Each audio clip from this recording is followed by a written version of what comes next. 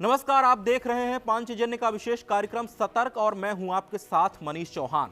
देश भर में एक सोची समझी साजिश के तहत किस तरह हिंदू बहन बेटियों को निशाना बनाया जा रहा है, उसी को उजागर करने और हिंदू समाज को सतर्क करने के उद्देश्य से एक बार फिर मैं हाजिर हूं 5 बड़ी खबरों के साथ। तो चलिए शुरू करते हैं। पहली खबर मध्य प्रदेश की राजधानी भोपाल की है, जहां लव जिहाद, कन्वर्जन और सेक्स रैकेट के गिरोह का भंडाफोड़ हुआ है। पुलिस ने अमरीन और आफरीन नाम की 2 बहनों को गिरफ्तार किया है। इनके साथ एक युवक को भी गिरफ्तार किया गया है, जो इस्लाम स्वीकार कर चुका है और इनके साथ मिलकर वारदात को अंजाम देता था। यह पूरी घटना सुनने में आपको किसी फिल्म की पटकथा जैसी लगेगी, लेकिन यह कोई फिल्म नहीं बल्कि हकीकत है। इस वारदात को जिसने भी सुना सन्न रह गया।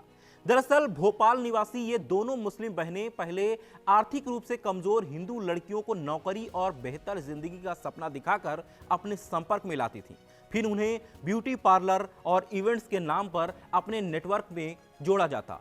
उसके बाद धीरे धीरे पार्टियों में शामिल करना और उन्हें नशे की लत लगाई जाती। उसके बाद अमरीन अपने भाई बिलाल और साथी यासीर के साथ मिलकर लड़कियों को नशीला पदार्थ पिलाकर उनके साथ गैंगरेप की वारदात को अंजाम दिया जाता और लड़कियों के अश्लील वीडियो बनाकर उन्हें बदनाम करने की धमकी दी जाती थी। फिर उन्हें देह व्यापार के दलदल में धकेल दिया जाता था। पूछताछ में यह भी खुलासा हुआ है कि इन बहनों के तार अहमदाबाद, मुंबई और बेंगलुरु तक जुड़े हैं। रईस जादव की पार्टियों में ये लड़कियों को सप्लाई करती थी।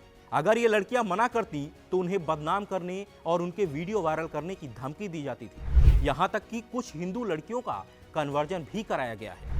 पुलिस ने आरोपियों के मोबाइल जब्त किए हैं, जिनसे कई युवतियों की तस्वीरें और संदिग्ध चैट भी मिली है। उनसे और भी हैरान करने वाले खुलासे हो सकते हैं। फिलहाल पुलिस का कहना है कि बाकी आरोपियों की तलाश जारी है।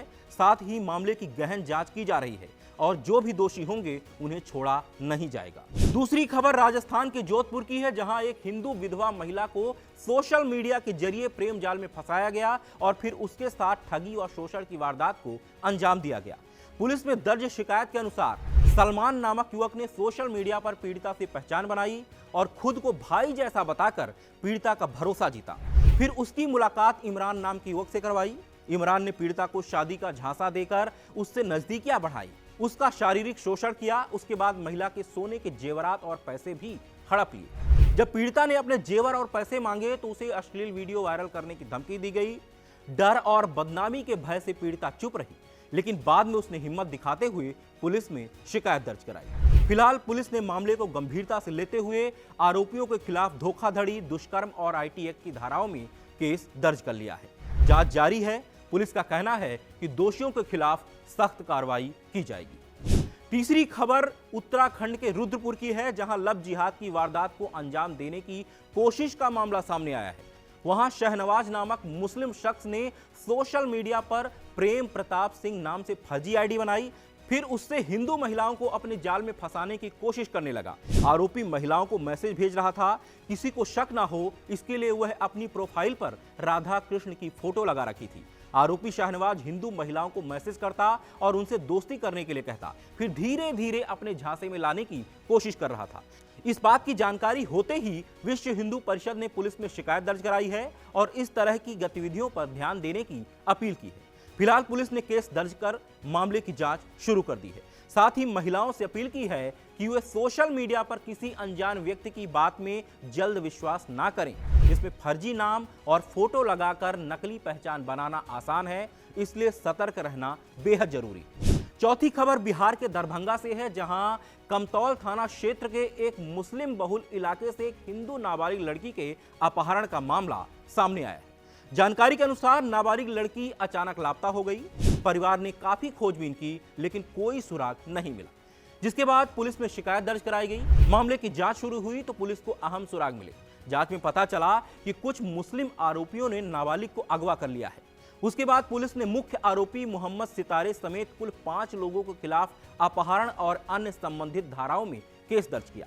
पीड़ित परिजनों ने बताया कि आरोपी पहले से ही लड़की पर कन्वर्जन और निकाह का दबाव बना रहा था, जबकि वह पहले से शादीशुदा है और उसके 2 बच्चे भी हैं। इसके बावजूद उसने नाबालिग को अपने जाल में फंसाने की कोशिश की। परिजनों का यह भी आरोप है कि जब उनकी बेटी ने विरोध किया तब उसे निशाना बनाया गया। वारदात को अंजाम देने के बाद आरोपी फरार हो गए। पुलिस ने कई ठिकानों पर छापेमारी की, लेकिन पकड़े नहीं जा सके। उसके बाद अदालत के आदेश पर आरोपी के घर पर कुर्की जब्ती की कार्रवाई की गई है। घर से फर्नीचर, दरवाजे, खिड़की और अन्य सामान जब्त कर लिया गया है।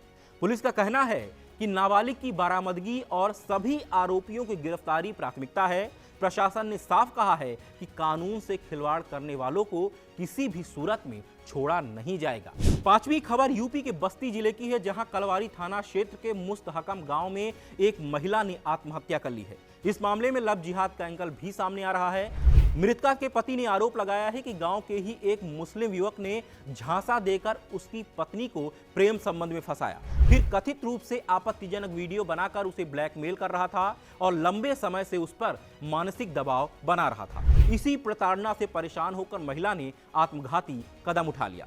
घटना के बाद हिंदू संगठन के लोगों ने इसे लव जिहाद से जोड़ते हुए निष्पक्ष जांच और कड़ी कार्रवाई की मांग की है। उन्होंने परिवार से मुलाकात कर सहयोग का आश्वासन भी दिया है। फिलहाल पुलिस पूरे मामले की जांच कर रही है। तो ये थी हाल ही की 5 बड़ी खबरें, जो एक बार फिर यह सवाल खड़ा करती हैं कि आखिर समाज को और कितनी चेतावनियों की जरूरत है। इस मामले में एक समान पैटर्न दिखाई देता है। झूठी पहचान, प्रेम जाल, ब्लैकमेल, दबाव, शोषण, कन्वर्जन और निकाह का दबाव, यहां तक कि इन्हें देह व्यापार के जाल में भी ढकेला जा रहा है। फिलहाल आप सतर्क रहें, सचेत रहें और अपने परिवार को भी सुरक्षित रखें। किसी भी संदिग्ध गतिविधि की जानकारी तुरंत प्रशासन को दें।